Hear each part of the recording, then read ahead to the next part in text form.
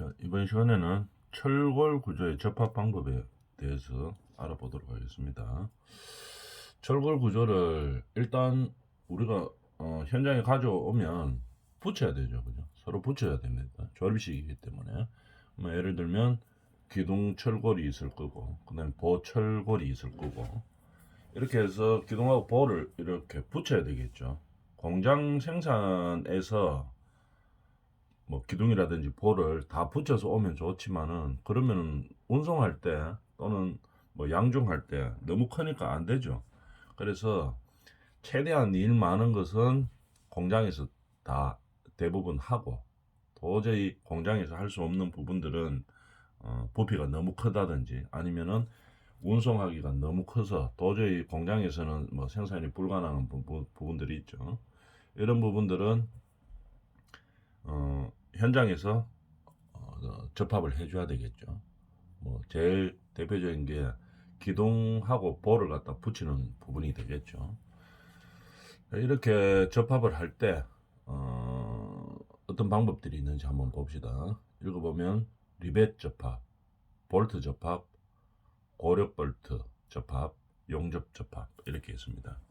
그러면 여기서 보통 우리가 제일 가장 좋은 접합이 뭐 상황 따라 다르겠지만 일반적으로 가장 좋다고 할 수 있는 게 용접 접합이죠, 그죠? 강도가 제일 셉니다. 접합 강도가. 용접 접합이 뭐 일반적으로 많이 사용하죠. 근데 용접을 또 할 수 없는 부분들이 있죠, 그죠? 가장 뭐 접합 강도는 세지만도 모든 부분을 다 용접할 수는 없죠. 그래서 어, 그 접합하는 장소에 따라, 접합하는 위치에 따라 리벳, 볼트, 고력 볼트 이렇게 나눠지죠. 그 다음에 용접도 있고 하나씩 한 번씩 알아봅시다. 이름만 들어봐도 대충 우리가 알 수 있죠. 리벳, 리벳은 뭐 어떤 것이냐? 이게 리벳이죠. 이런 것들 리벳. 그러니까 여기다가 모재에다가 구멍을 뚫어서 끼워 넣는 거죠. 끼워 넣어 가지고 이제 망치 같은 거 쳐가지고 끼워 넣는 겁니다. 그죠? 끼워 넣어서 이렇게 접합을 시키는 거죠. 리벳 접합입니다. 그러면 리벳 접합을 하면 뭐 이런 형태로 나타나게 되는데 두부도 있고, 요게 이제 모재 안으로 들어가는 거겠죠. 그러니까 쉽게 말해서 철골에 구멍 뚫어 놓고 이거 못 치듯이 그냥 쳐 넣는다 이 말입니다. 그죠? 쳐 넣으면은 단점이 뭐가 있을까요?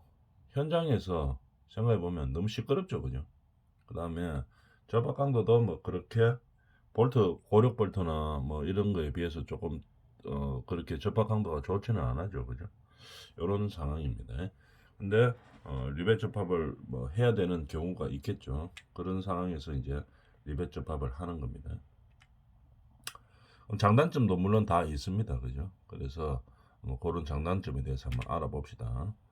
리벳 표시법입니다. 그 리벳을 이런 것들을 둥근 리벳, 그 다음에 뭐 민 리벳, 평 리벳, 요 두부, 요걸 두부라고 하는데 두부 모양에 따라서 이제 그렇게 보이는 거죠. 이름이 다른 거죠. 그래서 이 표시하는 방법들도 이렇게 다릅니다. 그죠? 한번 알아보도록, 그냥 보기만 하면 되겠죠. 아, 리벳은 이렇게 된다 하는 걸 알아놓고, 접합부가 구멍을, 모재에 구멍을 뚫어서 그 안에 딱 집어넣는 거죠. 리벳을. 그러니까 접합부가 확실합니다. 그 다음에 장점으로서는 결함이 생겼을 때 발견이 쉽습니다. 왜냐하면 눈으로 보이기 때문에. 똑바로 들어갔는지 똑바로 안 들어갔는지 금방 보이죠. 삐뚤어에 들어갔는지 금방 보입니다. 그래서 결함부에 발견이 쉬운 거죠. 그 다음에 전단접합이다 하는 이런 장점들이 있고, 단점도 또 있죠. 리벳 칠 때 엄청 시끄럽습니다. 그죠? 그 다음에 열을 사용하고, 그러니까 치니까 열이 나겠죠. 그러니까 열이 나니까 강제가 변형이 될 수가 있죠. 그죠? 그 다음에 강제가 중복된다는 단점들이 있습니다. 장단점이 다 있는 거죠. 그래서 현장 사정에 따라서 필요한 접합 방법을 쓰는 거죠. 이게 리벳 접합입니다. 그죠? 그림으로 보도록 하고, 리벳 접합. 그 다음에 우리가 볼트. 볼트 너트는 우리가 많이 알고 있죠. 요 그림에서 보면 압니다. 그죠? 모재를 들어가는데 리벳 접합 같으면 이거 그냥 쳐서 넣는다는 얘기겠죠. 근데 볼트 접합은 여기다가 뭡니까? 볼트 너트 형태로 되어 있어 가지고 조이는 거죠. 그죠? 요 너트를 조이는 거죠. 그래서 어 조이면은 어떻게 됩니까? 우리가 리벳보다는 더 접합력이 세겠죠. 볼트로 요 잡아주니까. 리벳 접합은 그냥 끼워 넣는 거죠. 근데 볼트는 끼워 넣은 다음에 다시 쫄아주는 거, 이거 조임을 해주는 거는 게죠. 자, 볼트 접합에는 그러면 어떤 것이 있느냐? 보통 볼트 접합, 보통 볼트도 있고 고력 볼트도 있습니다. 이름만 들어봐도 알겠죠. 보통 볼트는 뭐 가조임이나 뭐 경구조, 가변구조 이런 데 쓰는 거고, 고력 볼트는 고력을 하기 때문에 사람 힘으로는 안 되는 거죠. 사람이 뭐 렌치 가지고 돌려가지고 이렇게는 안 되고 기계로 돌려야 되죠. 그래서 본조임에 사용할 수 있는 겁니다. 보통 볼트는 가조임에 쓰는 거고 본조임 들어갈 때는 고력 볼트를 쓴다 이 말입니다. 접합 강도는 당연히 어느 게 세겠습니까? 고력 볼트가 당연히 세겠죠. 보통 볼트보다는. 이런 식으로 된다 이런 얘기입니다. 고력 볼트에는 뭐 이런 형태로 나눠진다 하는 거. 별거는 아니죠. 자, 볼트의 종류에 대해서 한번 볼까요? 우리는 뭐 볼트는 우리가 많이 사용하기 때문에 볼트 너트에 대해서는 알고 있죠. 자, 볼트도 볼트 접합의 장단점이 있습니다. 장점 단점에 대해서 한번 볼까요? 가조임용으로 사용된다. 볼트는 본조임으로는 쓰면 안 됩니다. 그죠? 왜냐하면 접합 강도가 너무 약하기 때문에 가조임으로 사용하는 거겠죠. 아니면은 뭐 작은 건물들에는 뭐 가설 건물들 이런 데는 뭐 고력 볼트까지 안 써도 되죠. 뭐 가설 건물들 이런 것들은.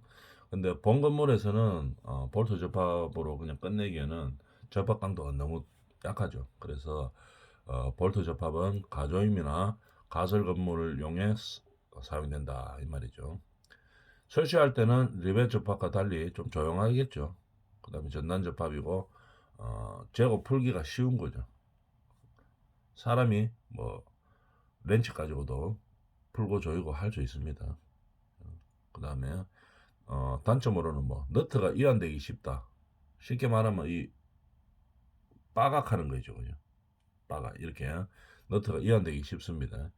그 다음에 중요한 건물, 반복 하중을 받는 건물에는 사용하지 않는 것이 좋다.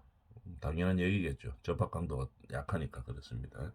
지름에 관계없이 0.5mm 크게 한다. 약간 더 크게 한다 이 말이겠죠. 그래야 이 좀 이 접합 강도가 접합이 하기 위해서 돌아가겠죠 이게. 너무 딱 맞으면 어떻게 됩니까? 접합하기 위해서 이거는 지금 돌려야 되는 거죠. 너트를 돌려야 되는데 어, 모재에 나 있는 구멍하고 이 볼트하고 크기가 똑같으면 안 돌아가죠 이게. 그래서 잘 돌아가게 하기 위해서 조금 더 크게 합니다. 0.5mm 정도 크게 해야 이게 돌아가겠죠. 그런 얘기입니다. 또 너무 크면 안 되죠. 그럼 안에서 그냥 겉돌죠. 그래서 적절한 크기가 만큼 조금 더 커야 됩니다. 그게 0.5mm다는 얘기입니다. 그 다음에 볼트 접합하는 장비들 한번 볼까요? 이런 장비들이 있죠. 렌치 형태죠. 그래서 사람이 들고 다니면서 이제 조임을 할 수 있는 거겠죠. 렌치들. 이런 그림들을 한번 봅니다. 이런 렌치들로 쓴다. 볼트 접합에 쓰는 장비들입니다. 그 다음에 중요한 용접 접합에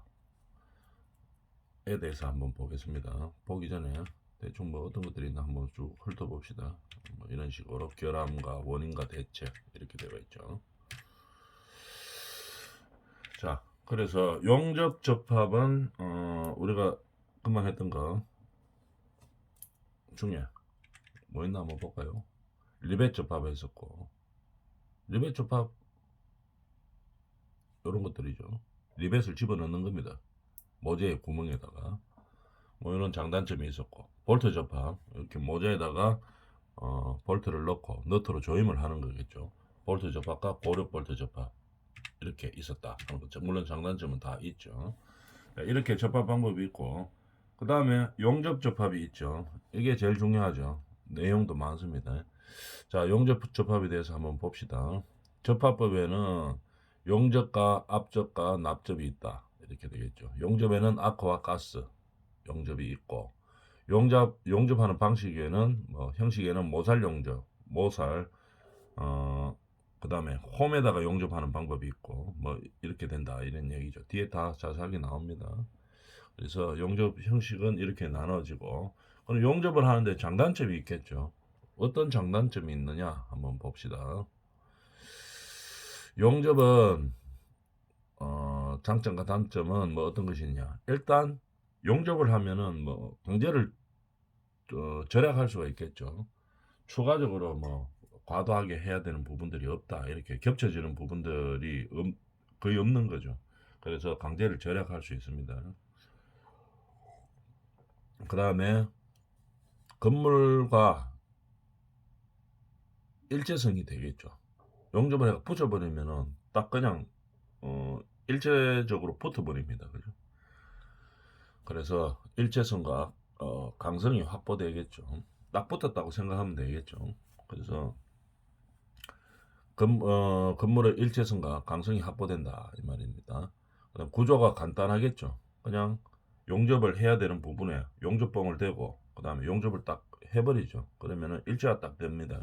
그렇기 때문에 구조가 간단하고 건물이 경량화되겠죠. 왜냐하면은 뭐 다른 접합을 하기 위해서 뭐 강제를 덧댄다든지 뭐 이런 부분들이 없죠. 그래서 그냥 필요한 부분에 간단하게 딱 용접만 하면 되기 때문에 건물의 경량화가 될 수 있다 이 말입니다. 그 다음에 기름 기체 등에 대하여 고도의 수밀성을 당연히 유지하고 있겠죠. 그 다음에 시공 시 소음 및 진동이 없다 이 말입니다. 미는 발생이 여지가 없다 이 말이겠죠. 이런 식으로 장점이 많이 있습니다. 근데 이제 단점도 많이 있죠. 어떤 단점이 있나? 용접은 이 용접하는 사람들 기량에 따라서 의존하는 경우가 상당히 큽니다. 왜냐하면은 보통 우리가 기계 용접과 사람이 하는 용접으로 나눠질 수 있죠. 근데 기계 용접으로 하면은 기계의 성능에 따라서 똑같이 나옵니다. 그죠? 그런데 이 기계 용접을 못하는 부분들이 많이 있습니다. 현장에서 조립을 하기 때문에. 현장에서 조립하는데 그 기계를 갖다가 그 위치까지 전부 다 가지고 갈 수 없는 경우들이 많이 있죠. 현장에서는. 그래서 그럴 때는 이 뭡니까? 사람 능력에 따라서 많이 바뀝니다. 그래서 용접공의 기량에 의존하는 정도가 크다 이 말이겠죠. 그 용접 잘하는 그 용접하는 사람들이 와가지고 하면 용접이 깔끔하게 나옵니다. 뭐 어떤 결함이라든지 이런 것들이 없고. 근데 용접 좀 잘 못하는 뭐 이런 뭐素人 이런 사람들이 와서 하면은 전부 다 뭐 용접 결함 다 생기죠. 그래서 이 용접은 잘하는 사람들, 이런 기능이 상당히 좋은 사람들 위주로 이제 해야 되겠죠. 근데 그런 사람들이 잘 없죠. 그래서 용접할 때는 상당히 결함에 조심해야 되는 겁니다. 그 다음에 용접 모저의 재질에 따라서 응력상 영향이 크다. 뭐 당연한 얘기겠죠. 재질에 따라서 영향이 크기 때문에 뭐 용접 모재를 재질을 잘 선택을 해줘야 되겠죠. 용접보의 경제적인 검사법이 어렵다 이 말이죠. 검사 결함이 있었을 때 쉽게 눈으로 잘 안 드러납니다. 용접을 해놔버리면은 용접 안쪽에서 뭐 어떤 결함이 발생하고 이러면은 잘 안 보이죠. 그래서 경제적인 검사법이 어렵습니다. 물론 검사는 다 할 수 있죠. 뭐 검사 방법을 가지고 하면 되는데 경제적으로 눈으로 봐가 쉽게 보이지는 않아죠. 그죠? 리벳 접합이나 뭐 고력 볼트 접합 이런 거는 눈으로 봐도 대충 어떤 문제가 있는지 보면 알죠. 리벳 접합이나 뭐 볼트 접합 이런 거는. 근데 용접으로 해놔보면 잘 안 보입니다. 눈으로는 잘 안 보이죠. 그래서 어떤 검사 방법들을 써야 되는데 이런 경제적인 검사법이 어렵다는 얘기입니다. 그래서 접합법에 의한 분류 그냥 뭐 대충 보면 되겠습니다. 아크 알죠? 아크 용접, 가스 용접, 그다음에 납접 용접 이렇게 나눠집니다. 아크 발생시켜서 용접시키는 방법이죠. 금속 전극과 뭐 탄소 전극을 이용해서 저저저 뭐 이런 얘기들입니다. 가스 이용하는 거죠. 산소 불어서 쓰는 겁니다. 그죠? 납을 가지고 납땜 쉽게 말하면 납땜한다고 보면 되겠죠. 아크 납땜 그런 방법들입니다. 뭐 간단하게 그냥 보면 되는 내용들이죠. 저런 것들이 있다 하는 거 말아놓고 자 이제 용접의 분류에 대해서 한번 볼까요? 이런 용접의 분류도 뭐 우리가 기사 시험이나 이런 거 치면 많이 나옵니다. 제일 많이 나오는 제일 중요한 게 뭡니까? 뭐 각종 용접의 모양하고 그 다음에 용접 결함 이게 제일 중요하죠.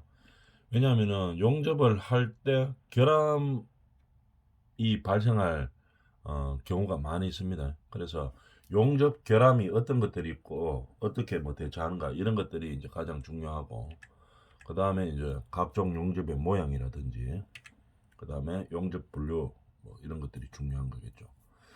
그 중에 용접의 분류에 대해서 한번 볼까요? 그림 보면 다 알 수 있습니다. 겹치거나 맞댄 이음이죠. 겹쳤죠 이거. 이 모자하고 여기 모자하고 겹쳤습니다. 겹쳐가지고 여기에 용접봉을 대가지고 딱 붙이는 거죠.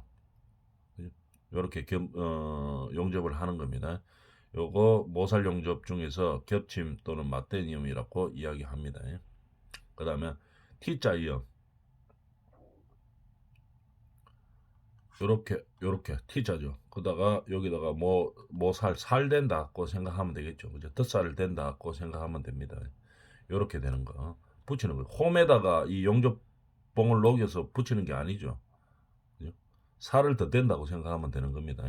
요렇게 홈 있는 데다가 용접봉을 대가지고 붙이는 게 아니고 홈이 없는 거죠. 여기는 그걸 갖다 모살 용접이라고 합니다. 홈이 없고 그냥 용접봉을 대어서 붙이는 거겠죠. 모살 용접입니다. 모살 용접 중에서 이름이 겹침 또는 맞댄 이음이다 이렇게 봅니다. 이게 겹침이거나 맞댔다고 볼 수 있죠. 요건 T자라고 볼 수 있죠. 그래서 T자 이음이라고 하고 요거는 요렇게 그냥 갖다 댑니다. 각으로 딱 갖다 댄 다음에 여기다가 붙이는 거겠죠. 용접봉을 대가지고 딱 붙이는 겁니다. 요걸 각 이음이라고 이야기하는 거죠. 이것을 모살 용접이라고 하고 그 다음에 홈 용접에 대해서 한번 볼까요? 홈 용접은 말 그대로 홈이 있는 상태에서 보면 홈이 다 있죠. 이런 홈이 있고 여기는 이쪽에 홈이 있고 여기는 이쪽에 홈이 있고 여기도 홈이 있네요. 다 홈이 있는 형태입니다. 이렇게 여기도 있죠. 자, 홈이 있는 상태에서 용접봉을 갖다 대 가지고 딱 용접을 시키는 거겠죠. 홈 용접입니다. 그 다음에 거기에 따라서 뭐 이름들이 있겠죠. 요거는 쌍홈. 홈이 두 개니까 쌍홈이라고 이야기하죠. 요게. 홈이 두 개 있네요. 그 다음에 뒷판, 덧댄 단홈. 뒷판을 지금 대고 있죠. 여기 대놓고 여기다 용접을 하는 겁니다. 홈 용접 중에서 여기도 보면 뒷판을 대고 여기 용접을 하고 있죠. 그래서 뒷판, 덧댄 홈 용접이라고 이야기합니다. 뒷판을 대고 있으니까. 그 다음에 뒷판을 대는 게 아니고 이거는 뭐야? 뒷판 맞댄 홈. 뒤에도 홈파기가 있죠. 뒤에도 홈파기가 대가 있습니다. 그죠? 이런 것들을 뒷판 맞댐 단홈이라고 이야기하죠. 그 다음에 부분 녹임 용접 이름들입니다.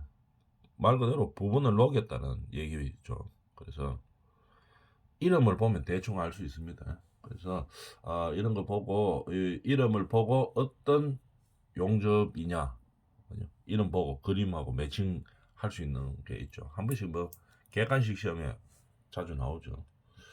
근데 보면 다 알 수 있습니다. 그죠? 생각해 보면은 이름하고 그림하고 좀 매칭이 되기 때문에 쉽게 알 수 있죠. 그 다음에 뭐 이런 것들도 이제 객관식 시험에 잘 나오죠. 각종 용접의 모양에 대해서 한번 봅시다. 근데 보면 다 합니다. 이게 이름하고 이 그림하고 딱 매칭되기 때문에 압니다. 맞대는 용접, 맞대가 있죠. 그다음에 겹침 용접, 아까 했던 거, 모서리 용접, T자 용접, 그다음에 단속 용접, 가용접, 덮판 대가 있죠, 그죠? 양편 덮판 용접, 산지 용접, 혼합 용접, 섞어놨다며 리벳하고 이거는 용접하고 같이 했네요. 이런 것들 I자형 홈들의 유형입니다. 이런 홈들을 어떻게 요 홈 있잖아요. 이런 것들을 어떤 형태로 되어 있냐 그걸 보는 거죠. I자형, U자형, T자형. 요 갖다 대놓고 어떻게 하겠습니까? 여기다가 용접봉 대가지고 쫙 용접시키는 거겠죠. T자형, V자형, H자형, J 뭐 XK형 보면 알 수 있죠, 그죠? 그래서 이름을 각종 용접의 모양 이름을 보면 이게 그림하고 매칭이 되도록 해놓습니다. 그 정도만 하면 되겠죠. 그 다음에 아크나 가스 용접의 기호들이 있죠. 우리가 뭐 도면이라든지 뭐 시방서라든지 이렇게 작성하려고 하면은 글로 다 못 쓰기 때문에 이렇게 기호들이 있습니다. 이런 기호들이 있다 하는 정도만 알아놔주면 되겠습니다. 그렇고 뭐 모살에서는 뭐 이렇게 되어 있으면 연속이고 단속이다 뭐 이런 것들 뭐 이런 것들이 있다 하는 정도만 알아놔주면 되겠죠. 아크 및 가스 용접에는 다 기호가 있습니다. 모든 게 다 기호가 있죠. 기호로 표시를 해줘야 되는 부분들은 항상 기호로 표시를 해주는 겁니다. 그 다음에 이제 가장 중요한 용접 결함에 대해서 알아봐야 되겠죠. 우리가 용접 결함을 보면 이렇게 그림상으로도 우리가 알 수도 있고 내용도 또 알아야 되겠죠. 어떤 식으로 용접이 결함이 된다 하는 거 그런 것들에 대해서 알아보도록 하겠습니다. 그림 보면 대충 합니다. 근데 그죠? 그래서 우리가 용접 결함이 생기는 원인들에 대해서 한번 생각해 볼까요? 그림에 대해서 간단히 보고 다음 시간에 뭐 내용에 대해서 한번 해보도록 하겠습니다. 용접 결함을 알고 대처 방법을 아는 게 이 접합 부분에서는 가장 중요하다고 했죠. 한번 봅시다. 그림으로 보면은 여기가 용접을 지금 하고 있죠. 하고 있는데 목 두께 부족. 이게 두께가 부족하다 이 말이죠. 적절한 두께로 되어야지 용접 강도가 되는 거겠죠. 그래서 말 그대로 목 두께가 부족하다 이 말입니다. 두께가 어느 정도 어떻게 두꺼하게 이렇게 나와줘야 되겠죠. 근데 요 보면 좁게 들어가 있죠. 적게 들어갔습니다. 예를 들어서 여기서 이만큼 이렇게 돌아와줘야 되는데 요즘 목 두께가 부족하다 이 말입니다. 그 다음에 각장 부족. 여기서 보면은 똑같이 요렇게 와야 되겠죠. 요만큼 부족하다 이 말입니다. 그걸 갖다 각장 부족이라고 이야기한다 이 말이죠. 그래서 이 용접봉으로 우리가 용접을 할 때 일정한 그림상으로 보면 어떻게 돼야 되겠습니까? 정확하게 여기서 요렇게 요만큼 더 와줘야 되겠죠. 그래야지 목 두께도 부족하지 않고 각장도 부족하지 않고 이렇게 되는 거겠죠. 그 다음에 이제 그림상에서 보면 이제 알 수 있습니다. 뭐 슬래그라든지 뭐 PCI 뭐 이런 불순물들이 있을 때 슬러그 이런 것들이 나오겠죠. 슬러그들 용접할 때 여기에 깨끗하지 않고 뭐 불순물이 있었다든지 이러면 슬래그들이 나오겠죠. 그 다음에 언더컷 요즘 모자라는 거죠. 여기 요만큼 여기서 요렇게 되어 있어야 되겠죠. 예쁘게 요렇게 딱 되어 있어야 되는데 모자라는 겁니다. 이게 언더컷. 오버레서 말 그대로 남는 거죠. 여기 남았습니다. 남아도 안 되죠. 정확하게 딱 들어가야 됩니다. 요렇게 돼가지고 예쁜 모양으로 딱 맞게 들어가야 되는데 오버랩 됐다든지 언더컷 모자란다든지 남는다든지 그죠? 블로홀 구멍 생기는 것들 그 다음에 피트 뭐 클랩 가는 것들 이런 것들이죠. 이거는 용입 부족 더 들어가야 되겠죠. 용입 부족 그 다음에 이게 튀어나오면 안 되죠. 똑같이 딱 들어가야 되는데 이게 지금 튀어나가 있죠. 이건 용입 불량이고 요거는 더 많은 거 이렇게 되겠죠. 그림을 보면 대충 알 수는 있습니다. 그죠? 그래서 이 내용들이 중요합니다. 언더컷의 뭐 원인은 무엇이냐, 어떤 것이 언더컷이냐 이런 거를 말하는 거겠죠. 그 다음에 우리가 보면 그림상으로는 이렇게 되고 우리가 내용도 알아봐야 되겠죠. 그래서 용접결합의 내용은 다음 시간에 해보도록 하겠습니다. 그림을 잘 한 번씩 봅니다.